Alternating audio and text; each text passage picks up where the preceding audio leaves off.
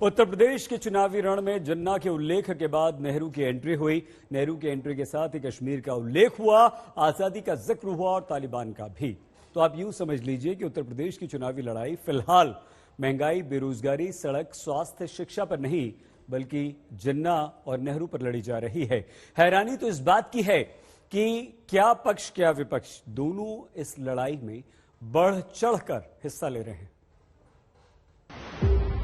लम्हों ने खता की थी, सदियों ने सजा पाई।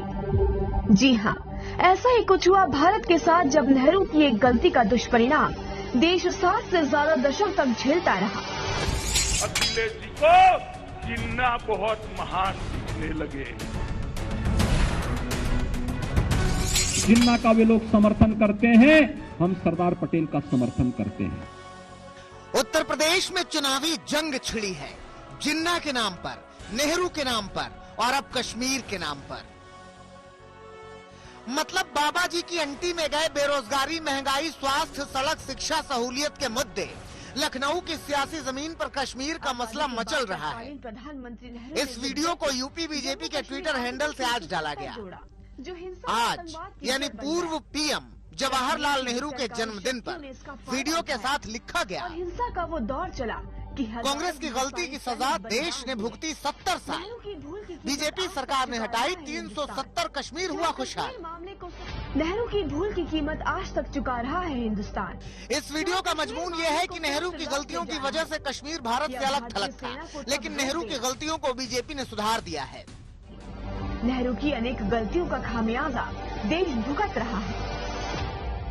इफ बट नहीं लगता है, जो कहा सो करके दिखाया। हमने कहा कश्मीर से धारा 370 हटाएंगे, हटा दिया गया, एक झटके से हटा दिया गया।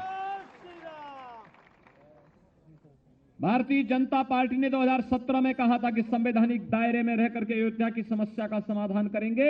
अयोध्या में भगवान राम का भव्य मंदिर के निर्माण का कार्य आगे बढ़ गया। संविधान के ऊपर रखा जम्मू कश्मीर को न सिर्फ विशेष दर्जा दिया गया, साथ ही आर्टिकल 370 में प्रावधान दिया गया। तो कहने का अर्थ ये है कि नेहरू के बहाने कश्मीर और कश्मीर के बहाने यूपी में अपनी राजनीति को साधने का समीकरण रचा जा रहा है। लेकिन बात अकेले कश्मीर की नहीं है, न सिर्फ नेहरू की है, बात तो जिन्ना की भी है। जिन्ना को जिंदा किया था अखिलेश ने, अब बीजेपी भी जिन्ना पर ही जंग छेड़े है। विपक्ष के पास मुद्दा नहीं है, वह सरदार पटेल का अपमान करना चाहती है। राष्ट्र नायक सरदार पटेल एक ओर है और दूसरी तरफ इस राष्ट्र को तोड़ने वाले जिन्ना दूसरी तरफ हैं। वो जिन्ना का वे लोग समर्थन करते हैं, हम सरदार पटेल का समर्थन करते हैं। एक दिन पहले ही गृह मंत्री अमित शाह ने भी आजमगढ़ में जैम का जिक्र किया था। ये जैम जिन्ना, आजम खान और मुख्तार अंसारी थे। अमित शाह को जवाब आज अखिलेश ने दिया, उनका अपना जैम था। 4.5 साल के बाद भी किसान बर्बाद हो गया है, नौकरी रोजगार नहीं है, महंगाई बढ़ी है। तो इन सवालों के जवाब भारतीय जनता पार्टी को देना चाहिए। इन सवालों के जवाब भारतीय जनता पार्टी पे नहीं है, इसीलिए जनता इनका आने वाले चुनाव में सफाया करेगी। इस राजनीति को समझने की जरूरत है, क्योंकि जिन्ना के नाम पर अगर समाजवादी पार्टी मुस्लिम वोटों के ध्रुवीकरण की सोच रखती है तो जाहिर सी बात है कि जिन्ना के नाम पर ही बीजेपी को भी फायदा दिखता है, क्योंकि जिन्ना का जिक्र होते ही यूपी में बाकी के मुद्दे गायब हो जाते हैं। जिन्ना के नाम का आना मतलब बंटवारे का जिक्र हो जाना, और बंटवारे के जिक्र हो जाना मतलब नेहरू का नाम आना, और नेहरू का नाम आना तो फिर कश्मीर का भी इस राजनीति में शामिल हो जाना है। चाहे वो हिंदू हो, मुसलमान हो, सिख हो, बौद्ध हो, ईसाई हो, सिर्फ एक बात उसके लक्ष्य है कि मुझे महंगाई से मारा जा रहा है, मेरी रोजी रोटी छीनी जा रही है, मैं कमा नहीं पा रहा हूँ, मैं खा नहीं पा रहा हूँ। तो यूं समझिए कि यूपी चुनाव के पहले यूपी के सियासतदां हर उस तीर को आजमा रहे हैं जो उन्हें फायदा दिला सके, वो चाहे नेहरू हो, जिन्ना हो या कश्मीर हो। लखनऊ से समर्थ श्रीवास्तव के साथ आज तक ब्यूरो। दशकों से रहने वालों को अब स्थानीय निवासी का दर्जा मिलने लगा है। उत्तर प्रदेश के चुनावी रण में सभी दलों ने कमर कस ली है। क्या बीजेपी, क्या समाजवादी पार्टी, क्या कांग्रेस, क्या बहुजन समाज, सभी अपने अपने दाव चल रहे हैं, सभी के अपने दावे हैं, सभी के अपने मुद्दे हैं। बीजेपी अपने विकास की बयान बहा रही है। अखिलेश कह रहे हैं कि उनके काम पर बीजेपी सिर्फ अपनी मोहर लगा रही है।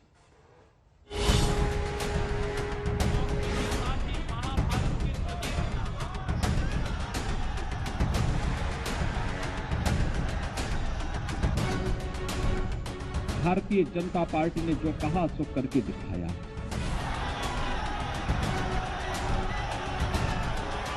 इन सवालों के जवाब भारतीय जनता पार्टी पे नहीं है, इसीलिए जनता इनका आने वाले चुनाव में सफाया करेगी। आज किसी माफिया का दुस्साहस है, आज किसी माफिया में इतना दुस्साहस नहीं कि कुछ कर सके।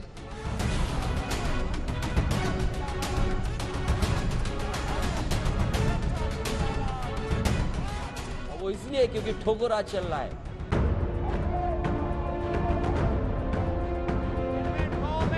यूपी के चुनाव में सिर्फ इतिहास के हवाले से हमले नहीं हो रहे, बल्कि वर्तमान के मुद्दे भी सूबे का सियासी ताप बढ़ा रहे हैं, क्योंकि हर दल को वर्तमान की इस जंग में भविष्य के जीत की झलक दिखाई दे रही है।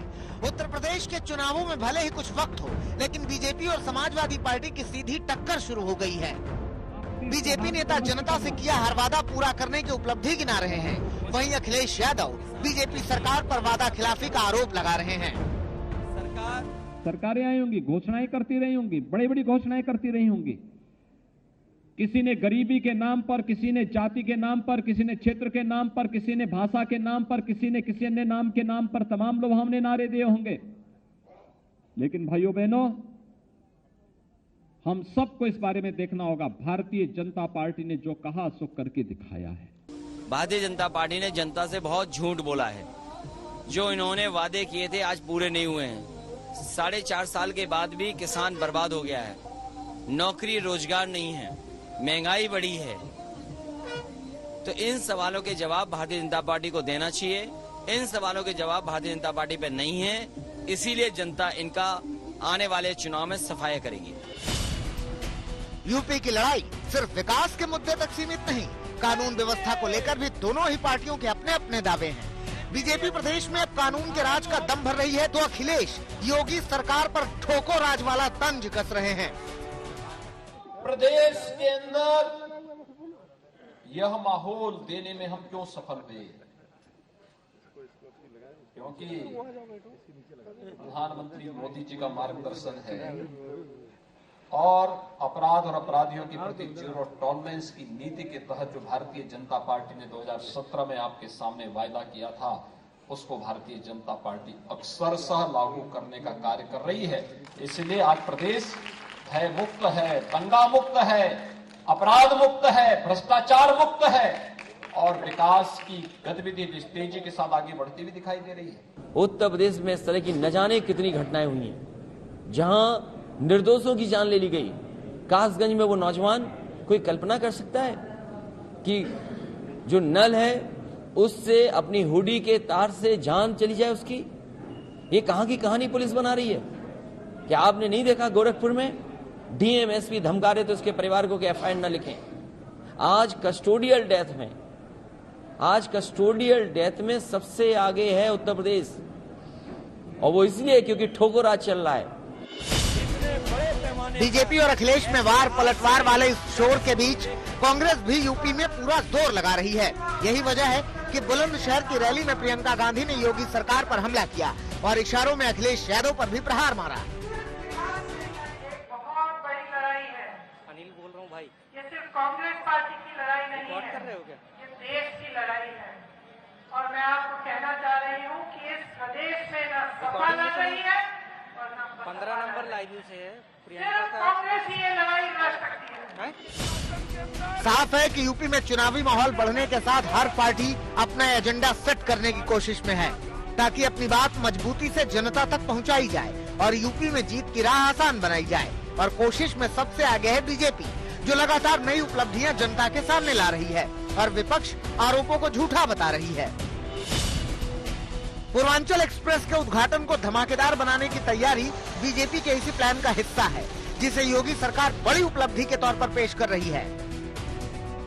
पूर्वी उत्तर प्रदेश जो आजादी के बाद सुपेक्षित था, आज प्रधानमंत्री मोदी जी के मार्गदर्शन, उनके नेतृत्व में विकास, रोजगार की उन ढेर सारी संभावनाओं को आगे बढ़ाने की दिशा से आगे बढ़ रहा है।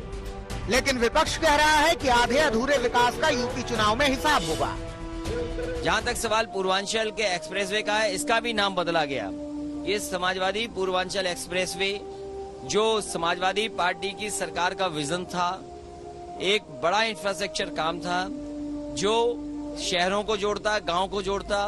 पूर्वांचल जो हमारा गरीब इलाका है, जो रोजगार के अभाव में नौजवानों को बाहर जाना पड़ता, इस पूर्वांचल एक्सप्रेसवे से न केवल अर्थव्यवस्था बढ़ती बल्कि नौकरी और रोजगार के भी नए अवसर आते।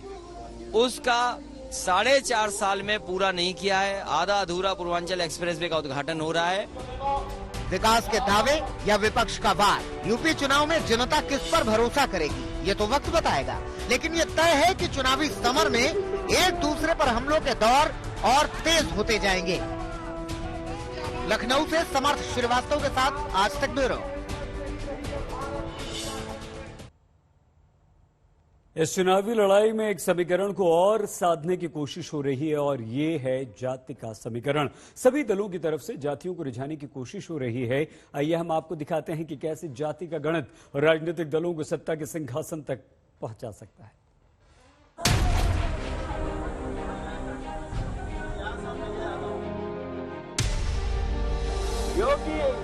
योगी सरकार के योगी सरकार। हैदराबाद रियासत का विलय भारत गणराज्य में हो गया है। आप अब सत्ता छोड़ दीजिए और अगर सीधी बातों से नहीं करोगे तो हमें सैन्य कार्रवाई करनी पड़ेगी।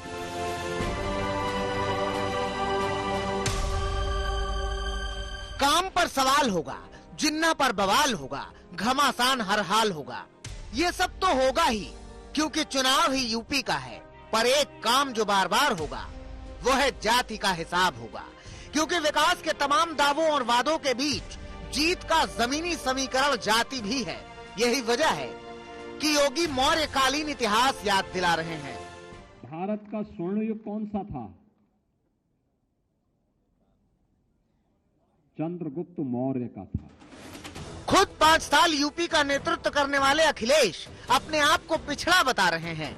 जो काम 5 साल पहले समाजवादियों ने कर दिया, सड़क पर हवाई जहाज उतार दिए, लड़ाकू विमान उतार दिए, सोचो 5 साल पीछे चल रहे हैं। हमें कहने को तो वो पिछड़ा कहें, बैकवर्ड कहें, कुछ भी कहें, लेकिन हमारी सोच फॉरवर्ड है। हम बैकवर्ड होकर के भी हम प्रोग्रेसिव हैं, फॉरवर्ड लुकिंग हैं। वहीं वो अगड़े होने के बाद भी बैकवर्ड हैं, पिछड़े हैं, सोच से पिछड़े हैं, काम में पिछड़े हैं। इसलिए परिवर्तन होना तय है। पिछड़ी जातियों को लुभाने के लिए ये सारे बयान उन समीकरणों को ध्यान में रखकर दिए जा रहे हैं जिनका गणित यूपी में किसी भी पार्टी की जीत हार तय कर सकता है। कहीं भतीजा है। आंकड़ों के मुताबिक यूपी में ओबीसी के तहत 234 जातियां आती हैं, जो यूपी की आबादी के करीब 40 से 43% है। यूपी में करीब 9% यादव वोटर हैं, जबकि 30% से ज्यादा गैर यादव ओबीसी हैं। यही वजह है कि छोटे हों या फिर बड़े दल, सभी दलों की निगाहें इस वोट बैंक पर ही रहती हैं और जिसे इस वोट बैंक का समर्थन मिलता है, यूपी में उसकी जीत की राह आसान हो जाती है। जाति के ऐसे ही समीकरण को साधने के लिए बीजेपी, समाजवादी पार्टी जैसी पार्टियों के बड़े नेता खुद मोर्चा संभाले हुए हैं। शनिवार को जब अखिलेश यादव योगी आदित्यनाथ के गढ़ गोरखपुर पहुंचे तो योगी सरकार पर हमला बोलते बोलते उन्होंने निषाद समाज का मुद्दा उठा दिया। ये चुनाव है और आजमगढ़ की जनता जानती है विकास किसने किया है। गोरखपुर की जनता इंतजार कर रही थी विकास का, लेकिन गोरखपुर में नाव से चलना पड़ रहा है। जिन नाव वालों ने बीजेपी को आगे बढ़ाया, उन नाव वालों का धोखा दिया बीजेपी ने। हमारे निषाद समाज के साथ छल किया, कपट किया, उनको धोखा दिया। और आज जिस गोरखपुर का विकास होना चाहिए था, केवल गोरखपुर नहीं, उत्तर प्रदेश का विकास ठप किया इस सरकार ने। इसलिए विकास के लिए मैं अपील करने आया हूं कि एक बार फिर समाजवादियों का सहयोग और समर्थन करें। वहीं आजमगढ़ के मंच से अमित शाह उस राजभर समाज को साधते दिखे जिसके सबसे बड़े नेता ओम प्रकाश राजभर अब अखिलेश के पाले में चले गए हैं। मित्रों, मैं आज यहाँ आया हूँ यहां पर एक नई यूनिवर्सिटी की स्थापना हो रही है। मैं योगी आदित्यनाथ जी को एक सुझाव देना चाहता हूं कि ही उत्तर प्रदेश की भूमि पर परदेशी आक्रांताओं को खदेड़ने का काम महाराज सुहेलदेव जी ने किया था। अगर ये यूनिवर्सिटी का नाम हम उनके नाम पर रखते हैं तो ये लोगों के लिए बहुत बड़ा संदेश। यानी हर दल, हर नेता की कोशिश है कि जाति के समीकरण को साध कर जीत की संभावनाओं को मजबूत बनाया जाए और यूपी में अपनी पार्टी का परचम लहराया जाए। लखनऊ से समर्थ श्रीवास्तव के साथ आज तक ब्यूरो। रोजगार मिलेगा। आने वाले दिनों में महंगे पेट्रोल से गाड़ी चलाने का खर्च 40% तक घट सकता है। इसका कारण है 6 महीने बाद हमारे देश में बिकने वाली गाड़ियों को पेट्रोल के साथ ही एथेनॉल से भी चलाया जा सकेगा। इस योजना को साकार करने के लिए आगे से कार कंपनियां केवल फ्लेक्स इंजन वाली कारें ही बनाएंगी। आने वाले 6 महीने के बाद नई गाड़ियां खरीदने वालों को 90 रुपए प्रति लीटर से ज्यादा कीमत के पेट्रोल को भरवाने की जरूरत नहीं होगी। अगर ये सुनकर आपको हैरानी हो रही है तो हम आपको बता दें कि 6 महीनों के बाद केवल 62 रुपए प्रति लीटर की कीमत वाले इथेनॉल पर आपकी कार फर्राटा भरेगी। ये मुमकिन होने वाला है फ्लेक्स ईंधन इंजन अनिवार्य होने के बाद, जिसका ऐलान एक बार फिर से केंद्रीय मंत्री नितिन गडकरी ने किया है। फ्लेक्स ईंधन या फ्लेक्सिबल ईंधन गैसोलीन, मिथेनॉल या इथेनॉल को मिलाकर बना एक वैकल्पिक ईंधन है। फ्लेक्स इंजन का मतलब है कि इसमें 100% पेट्रोल और इथेनॉल का इस्तेमाल किया जा सकता है। इसे यूरो 6 मानकों पर बनाया गया है। We are planning to introduce flex fuel vehicles soon, which allow the operation of the vehicles on 100% bioethanol or 100% petrol. The flex fuel engine technology is successfully incorporated in vehicle available in the countries like Brazil, Canada and the USA. We can replace the IC engine at a nominal cost with a flex engine. हाल ही में गडकरी ने किर्लोस्कर और Toyota के प्रतिनिधियों के साथ बैठक की थी। इन कंपनियों ने फ्लेक्स इंजन वाली कारें भी तैयार कर ली हैं। इसके साथ ही इथेनॉल के मामले में कई और तरक्की भी हुई है। जैसे पुणे में 3 इथेनॉल पंप खुल चुके हैं। गडकरी ने पश्चिमी महाराष्ट्र में 100% इथेनॉल पर चलने वाले ऑटो रिक्शा को मंजूरी देने की भी गुजारिश की है। एक रूसी टेक्नोलॉजी के जरिए पेट्रोल और इथेनॉल की कैलोरी वैल्यू को बराबर भी किया जा सकता है। अगर ऐसा होता है तो सभी पेट्रोल पंपों को इथेनॉल पंपों से बदला जा सकता है। अगर बात करें फ्लेक्स फ्यूल इंजन की तो ये सामान्य इंटरनल कॉम्बिनेशन इंजन जैसा ही होता है, लेकिन ये एक या एक से ज्यादा तरह के ईंधन से चल सकता है। कई मामलों में इस इंजन में मिक्स फ्यूल का भी इस्तेमाल किया जाता है। इस इंजन में पेट्रोल और इथेनॉल या मिथेनॉल के मिश्रण का भी इस्तेमाल किया जा सकता है। इस इंजन में ईंधन मिश्रण सेंसर का उपयोग किया जाता है, जो कि मिश्रण में ईंधन की मात्रा के मुताबिक खुद को एडजस्ट कर लेता है। पेट्रोल में इथेनॉल को ज्यादा मिलाने से भारत को अपने तेल आयात बिल में कटौती करने में मदद मिलेगी और गन्ना किसानों के साथ साथ चीनी मिलों को भी फायदा पहुंचेगा। साफ है कि 6 महीने के बाद कार मार्केट एकदम बदल जाएगा और फिर कारों को चलाने के लिए महंगे पेट्रोल डीजल से भी छुटकारा मिल सकता है। ब्यूरो रिपोर्ट, आज तक।